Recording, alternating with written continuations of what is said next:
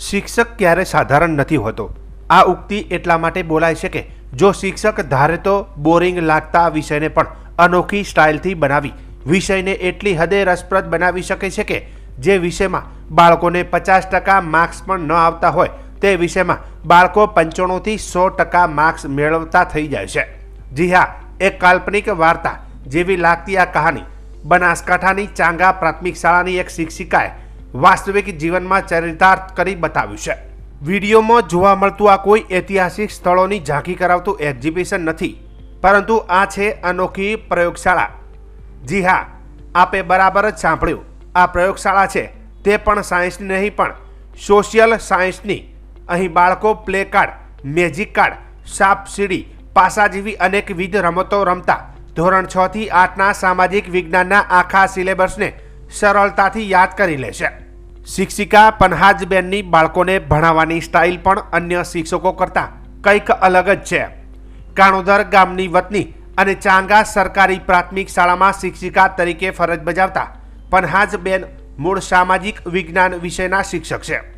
તેઓએ વર્ષોના પોતાના ટીચિંગ અનુભવ પરથી તારણ કાઢ્યું કે સામાજિક વિજ્ઞાનમાં ઐતિહાસિક ઘટનાઓની તારીખો, મહાનુભાવોના નામો, નકશાઓ, કલાકૃતિઓ, જુદી જુદી સંસ્કૃતિઓ આ બધું જ ધોરણ 6 થી 8ના બાળકોને યાદ રાખવું અઘરું પડ્યું હતું, જેના કારણે તેમના સામાજિક વિજ્ઞાનના વિષયમાં બાળકોને ઓછી રુચિ પડતી હતી। વર્ગખંડમાં હાજરી પણ 70 થી 75% રહેતી હતી અને તેમના વિષયનું પરિણામ પણ 50%થી ઉપર જતું નહોતું। તેથી પન્હાજબેને ધોરણ 6 થી 8ના સામાજિક વિજ્ઞાનના આખા સિલેબસને જુદી જુદી રમતોમાં વિભાજન કરીને વિષયને એકદમ રસપ્રદ બનાવી દીધો। તેના માટે તેમણે પોતાના આખા વર્ગખંડને પ્રયોગશાળામાં ફેરવી દીધો।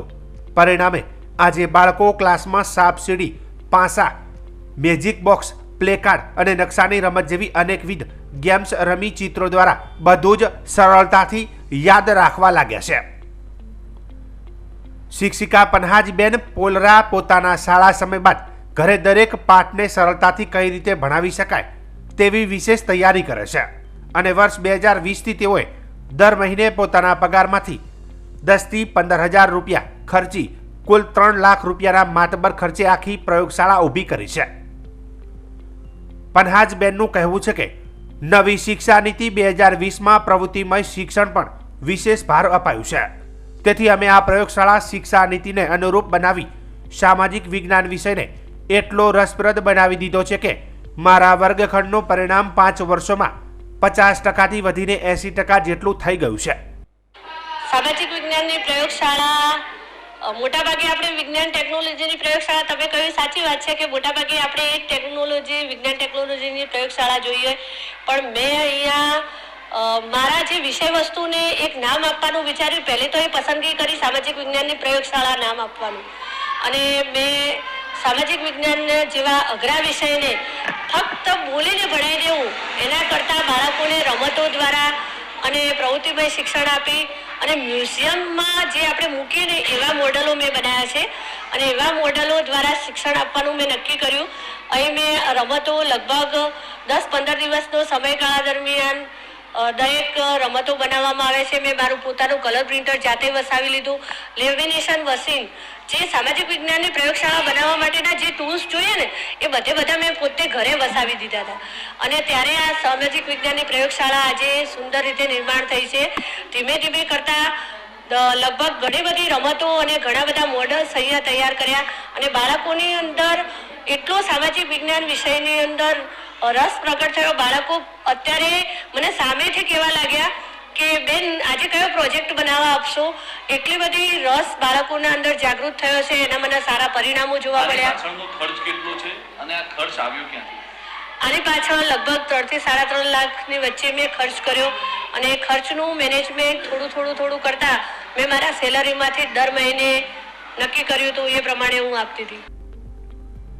બાળકોમાં ગોખણ શક્તિ નહીં પણ સમજ શક્તિ ખીલે તે માટે શિક્ષિકા પન્હાજબેન પોલરાએ જે અનોખો પ્રયાસ હાથ ધર્યો છે તે માટે તેમને બેસ્ટ ટીચરનો એવોર્ડ પ્રાપ્ત થયેલો છે। આ અંગે અન્ય શિક્ષકનું કહેવું છે કે પન્હાજબેનનું બાળકો પ્રત્યેનું સમર્પણ ભાવ અન્ય શિક્ષકો માટે પણ પ્રેરણાદાયી છે। શાળાના બાળકોના અભ્યાસને લઈને જાગૃત શિક્ષિકાના અનોખા પ્રયોગને લઈને બાળકોની અભ્યાસ પ્રત્યેની રુચિ વધતા બાળકોનું શિક્ષણ સુધરતા વિદ્યાર્થીઓના વાલીઓને ગ્રામજનો આ શિક્ષિકાને ખરા અર્થમાં વિદ્યાર્થીઓનું ઘડતર કરનાર શિક્ષિકા માની રહ્યા છે. હું જ્યારે 5માથી 6ઠ્ઠામાં આવ્યો ત્યારથી મને સાવી વિષય અઘરો લાગતો હતો, પરંતુ અમારા પનાતબેને ચાંગા પ્રાથમિક શાળામાં એક સામાજિક વિજ્ઞાનની અનોખી પ્રયોગશાળા બનાવી છે.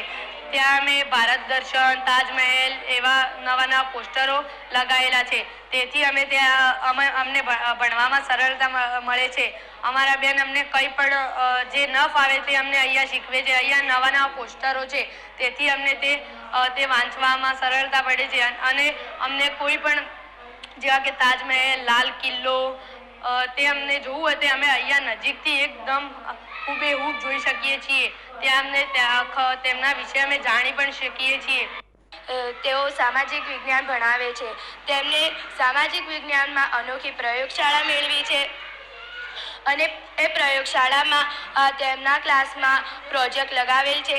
તે પ્રોજેક્ટ અમે વાંચીએ છીએ અને અમે તેનાથી યાદ કરીએ છીએ. જ્યારે હું 6ઠ્ઠા ધોરણમાં ભણી ત્યારે મને સામાજિક વિજ્ઞાનમાં ભણવું ગમતું જ ન હતું અને મને કંટાળો આવતો હતો, પરંતુ પન્હાજબેને જ્યારે સામાજિક વિજ્ઞાનમાં અનોખી પ્રયોગશાળા મેળવી ત્યારથી મને સામાજિક વિજ્ઞાન ભણવું બહુ જ ગમે છે અને અમારી શાળામાં પન્હાજબેન બહુ જ ભાગ્યશાળી શિક્ષક છે.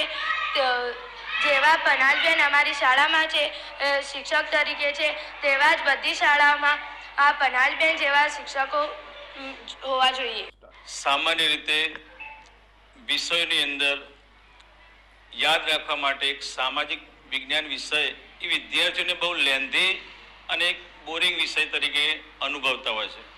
પણ અહીંયા જે આ શાળાના બેન શ્રી પન્હાજબેન પોલરા, જે પોતે એક શ્રેષ્ઠ શિક્ષકનો એવોર્ડ પણ એમને મળ્યો છે, એમને પોતાની એક આગવી સૂઝ અને પોતાના સ્વખર્ચે અહીંયા એક એવી લેબોરેટરી સોશિયલ સાયન્સની લેબ ઊભી કરી છે કે જેનાથી બાળકોને પોતાને જાતે સ્વયં અહીંયા પોતે અભ્યાસ કરી શકે અને દરેક મોડલ જે નમૂના છે એને પોતે નજીકથી જોઈ શકે, આબેહૂબ એની અંદર પોતે જાતે શિક્ષણ મેળવી શકે એવું સુંદર મજાનું આ વાતાવરણ આ ચાંગા પગાર કેન્દ્ર શાળાની અંદર બેનશ્રી ઊભું કર્યું છે.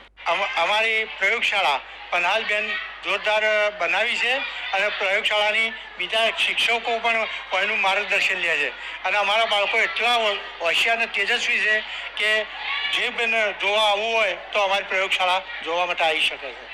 બેને પ્રયોગશાળા બનાવી એ પછી બાળકોના અભ્યાસમાં કોઈ બદલાવ આવેલો જોવા? બાળકોમાં ઘણો જ બદલાવ આવ્યો. અમારા બાળકો અત્યારે ફર્સ્ટ આવે, બરાબર, અને બાળકો જોરદાર હોશિયાર બન્યા. બેને પ્રયોગશાળા બનાવવા ગામ પાસેથી કોઈ ફંડ લીધું? ના, કશું જ નહીં. એમના સ્વખર્ચે. બેન તો બહુ ઉત્સાહી છે અને લાગણીશીલ છે. શિક્ષણ એના પગારમાંથી શિક્ષણ પાછળ પણ બહુ પૈસા ખર્ચે. એક તરફ રાજ્યમાં અનેકવાર સરકારી શાળાઓમાં મળતા શિક્ષણ પર સવાલો ઉઠતા હોય છે, તો બીજી તરફ આજે ગુજરાતમાં પન્હાજબેન જેવા એવા પણ ગુરુજનો છે કે જે સાચા અર્થમાં શિક્ષણની ધૂણી ધખાવીએ સાબિત કરી બતાવ્યું છે. જો શિક્ષક ધારે તો શાળાના પરિણામમાં ક્રાંતિકારી સુધારો ચોક્કસ લાવી શકે છે.